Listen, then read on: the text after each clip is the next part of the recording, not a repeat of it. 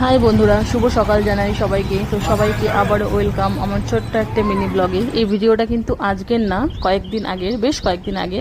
তো যেদিন বাবার বাড়ি গেছিলাম, এটা হচ্ছে সেদিনের ব্লগ ভিডিও। তো দেখো, সকালবেলায় রেডি হয়ে নিয়েছি, ছেলের কাঁধে পিঠে মানে ব্যাগ চাপিয়ে দিয়েছি, আর তোমাদের দাদাভাই একটা ব্যাগ নিয়ে গেল।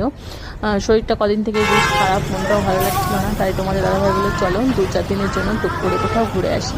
তো এটা ছিল গত মঙ্গলবার, কারণ সেই দিন তোমাদের দাদাভাইয়ের দোকান বন্ধ থাকে, আর তার জন্য দেখো সকাল সকাল স্নান দান করে সকালে কিছু টিফিন নিয়ে বেরিয়ে পড়েছি। আর মাকে ওইদিকে ফোন করে দিয়েছি, মা তো রান্নাবান্না করেই রাখবে, কোনো চাপ নেই, কোনো অসুবিধা নেই। তো চলো একটুখানি বেরিয়ে আসি। তো একটুখানি ছোট্ট ভিডিও এটা, কিন্তু তোমাদের সঙ্গে শেয়ার করতে পারিনি, কারণ ওই বাড়িতে ঠিকমতো নেট মানে সমস্যা ছিল, সেই কারণেই তো আজকে দিচ্ছি তোমাদের ভিডিওটা।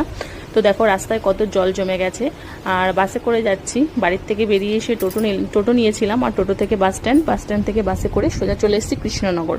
আর কৃষ্ণনগর ঢুকছি, তো ঢুকার মুখেই দেখো রাস্তায় কত জল। আর এই রোডটা হয়তো অনেকেই চিনবে, এটা সোজাসুজি চলে যাচ্ছে হচ্ছে ধুবুলিয়া। তো এখান থেকে ঘুরে এটা যাবে কৃষ্ণনগর বাস স্ট্যান্ড, তো সেখান থেকে আবার টোটোয় করে তারপর পৌঁছে যাব হচ্ছে বাড়িতে। তো দেখো কি সুন্দর রাস্তাটা, তার জন্য একটু ভিডিও না নিয়ে কিন্তু আর পারলাম না। তো তারপর দেখো বাস স্ট্যান্ডে নামার পর সেখান থেকে আবার টোটো করে আমাদের ওইদিকে যাব, মানে যেখানে আমার বাবার বাড়ি আসাননগর ভীমপুর লাইনে, তো সেই দিকে যাব। তো রাস্তায় দাঁড়িয়ে তোমাদের দাদাভাই মিষ্টি নিয়ে নিল, আর এখানে মিষ্টি কেনাকাটার পরে এনেছো নাকি বলতে এনেছো কিনে অবস্থা দেখো, তার জন্য ছেলে বারবার বলছে যে বলতা দোকান থেকে মিষ্টির সাথে বলতা ফ্রি, ওরা ওটাকে উড়িয়ে দাও। সরিয়ে দিলাম। হ্যাঁ, কোথায় গেল? চলে গেছে বাবা। বন্ধুরা, কাঁচা গোল্লা এনে দিয়েছি, বাড়ি যাওয়া পর্যন্ত সবুর হলো না, টোটোতেই শুরু করে দিয়েছে।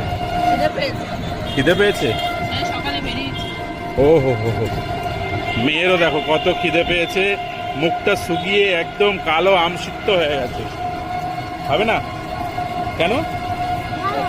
ভালো না?